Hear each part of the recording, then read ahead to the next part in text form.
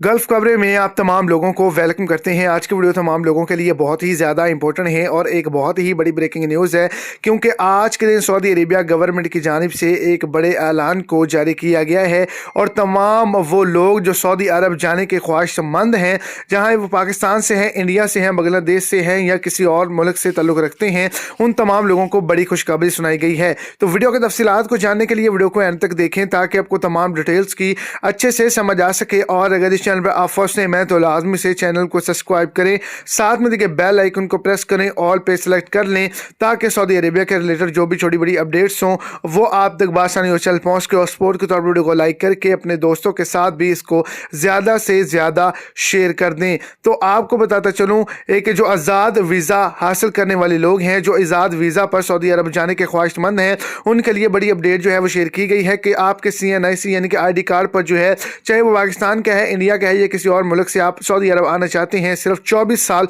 उम्र होनी चाहिए। और ये भी शर्त ख़त्म कर दी गई है कि आप शादीशुदा हैं या नहीं।